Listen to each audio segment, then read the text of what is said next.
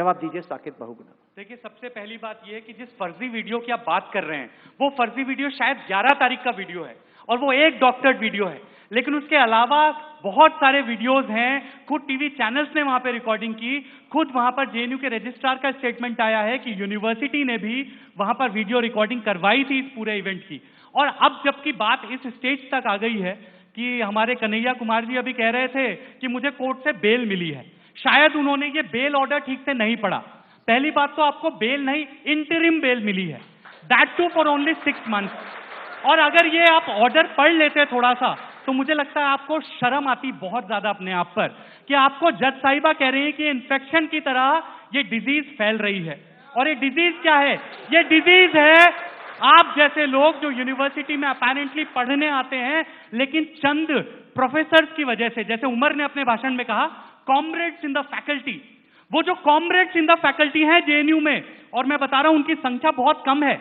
अधिकतर जेएनयू के टीचर्स पढ़ाते हैं, लिखाते हैं, बहुत मेहनत करते हैं, लेकिन एक कुछ कॉमरेड्स इन द फैकल्टी हैं जिनका काम सिर्फ नक्सली, माओवादी, देश तोड़ने वाले, देशद्रोही, सेपरेटिस्टों को पैदा करना है। और आप जैसे लोग भी उनकी उपज हैं जो कि बातें कुछ और करते हैं और रियलिटी में कुछ और करते हैं। दूसरा, high level inquiry committee JNU के द्वारा बनाई गई, जिस हाई लेवल इंक्वायरी कमेटी ने यह कहा है कि कन्हैया कुमार वॉज प्रेजेंट, इस बात पे उनको प्रॉब्लम है। उनको ये पता नहीं कि साबरमती ढाबे पे ज्वाइन कर लिया था या प्रोसेशन में ज्वाइन किया, लेकिन ये वो कह रहे हैं कि Kanhaiya Kumar was present at the spot. And ये सारे जो नारे हैं ये बहुत सारे जेएनयू के स्टूडेंट्स के द्वारा भी लगाए गए। ये इंक्वायरी कमेटी का कहना है, ये एबीपी का कहना नहीं है। तो इसलिए आप देश को बरगलाना और झूठ बोलना बंद कीजिए। आप कौन सी भुखमरी और गरीबी की बात कर रहे हैं? पश्चिम बंगाल में जाकर देखिए, जहां पर वाम मोर्चा की सरकार ने 35 साल तक राज किया, वहां पर देखिए कि गरीबों की क्या स्थिति आज। आपको गरीबी, सामंतवाद और ये सारे शब्द अब याद आ रहे हैं कि जब देश में एक राष्ट्रवादी सरकार बनी है, क्योंकि आपको आज 2G, 3G, जीजाजी, कोलगेट जैसे घोटाले नहीं मिल रहे हैं।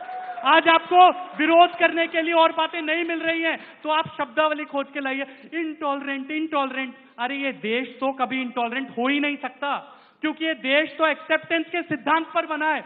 स्वामी विवेकानंद ने 11 सितंबर की उस भाषण में शिकागो में कहा था, we believe not only in universal toleration but we accept all religions as true. यानी कि ये तो भारत की संस्कृति है कि हम मानते हैं कि अलग अलग मार्गों से होते हुए भी एक ही भगवान तक, यानी कि एक ही सत्य तक पहुंचा जा सकता है।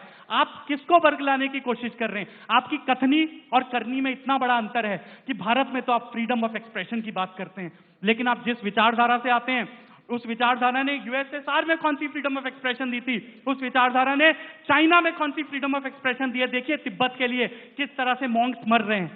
आपकी कथनी और करनी में इतना बड़ा अंतर है कि नक्सलवादी हमारे देश में बंदूक के दम पर लिबरेटेड जोन्स बना रहे हैं, नक्सलवादी हमारे देश के साथ लड़ रहे हैं। और माइंड कीजिए, वो बीजेपी या एबीपी के साथ नहीं लड़ रहे हैं, वो आरएसएस के साथ नहीं लड़ रहे हैं, वो इस देश के साथ लड़ रहे हैं। बाबा साहब भीमराव अंबेडकर जी द्वारा बनाए गए संविधान के द्वारा चलने वाले इस देश के साथ वो लड़ रहे हैं। और जब आप नारा लगा रहे थे और जब ये लोग वहां पर, बाकी जो अल्ट्रा लेफ्ट के लोग जेएनयू में, जब वो नारा लगा रहे थे बंदूक के दम पर लेंगे आजादी, आप कहते हैं कि आप भारत के जिम्मेदार नागरिक हैं, और जिम्मेदारी आपने उस समय खूब निभाई कि वहां पर आप बाद में खड़े होकर आपने भाषण दिया तो एक शब्द में कंडेम भी नहीं किया कि इस प्रकार की नारेबाजी वहां पर हुई थी, वो नारेबाजी गलत है। इसलिए आपकी कथनी और करनी में जमीन आसमान का अंतर है। जहां तक बात रही पटियाला हाउस कोर्ट में जिन लोगों ने वायलेंस करी, उन लोगों को शायद थोड़ा सा राष्ट्रवाद सिखाने की आवश्यकता है।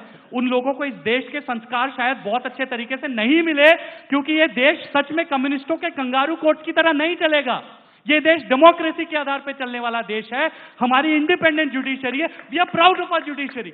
हमें विश्वास है, और आज भी इसलिए मुझे विश्वास है कि जब ये जजमेंट आएगा जिसमें कि आपके ऊपर देशद्रोह का आरोप लगा है, तो निश्चित रूप से दूध का दूध और पानी का पानी हो जाएगा।